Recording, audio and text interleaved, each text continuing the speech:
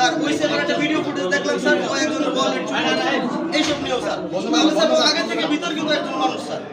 Sir ওই ছেলের একটা ভিডিও ক্লিপ দেখলাম, ও একজনের ওয়ালেট চুরি করছে, এটা নিয়ে ধরা পড়ছে, এটা নিয়ে একটা ভিডিও ক্লিপ দেখলাম স্যার। ওই ছেলে এরকম অসামাজিক কার্যক্রম করে বেড়াইতেছে, ইসলাম নিয়ে কথা বলবে, আমাদের নবীর নিয়ে কথা বলবে স্যার। এটা যদি বহিষ্কার, একদম স্থায়ী বহিষ্কার না করেন স্যার, তাহলে আমরা স্যার, আপনারা যদি মামলা না করেন, আমরা স্যার নিজেরাই মামলা করবো স্যার। এবার স্যার আপনারা কি আপডেট দিবেন স্যার, আপনারা দেন স্যার। হচ্ছে এই স্বপ্নিলকে কুমিল্লা বিশ্ববিদ্যালয়ে আমরা চাই না।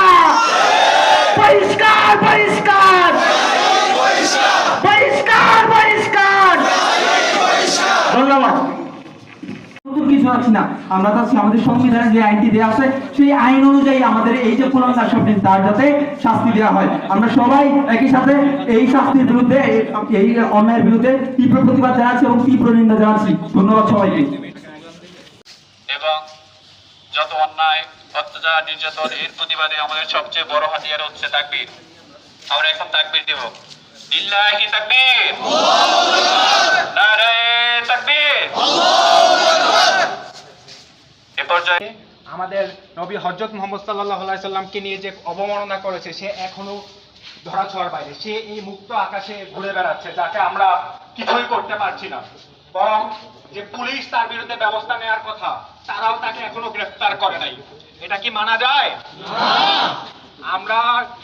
আমরা হচ্ছে গত বুধবার তাকে গ্রেফতারের দাবি জানিয়েছিলাম, কিন্তু পুলিশ প্রশাসন তাকে এখনো গ্রেফতার করতে পারে নাই। এর কারণ কি? কি হতে পারে এর কারণ? তারা কি তলে তলে কোনো আতাত করছে? এই দুটি দাবি নিয়ে যাতে তাকে দ্রুত গ্রেফতার করা হয় এবং দ্রুত আমাদের বিশ্ববিদ্যালয় প্রশাসন যেন তাকে স্থায়ীভাবে বহিষ্কার করে। আমরা যদি দেখুন, আমরা যদি আজকে এরকম কোনো উদাহরণমূলক কোনো যদি শাস্তির ব্যবস্থা না করতে পারি, তাহলে একে একে এরকম পটেনশিয়াল অনেক উগ্রবাদী মানুষ আছে যারা বেরিয়ে আসবে, যারা আমাদের ধর্মকে এইভাবে অপমান করার চেষ্টা করবে, যার ফলে একটা সময় দেখা যাবে আমাদের মধ্যে যে একটা শান্তিপূর্ণ অবস্থান ছিল, আমরা মুসলিম, হিন্দু, খ্রিস্টান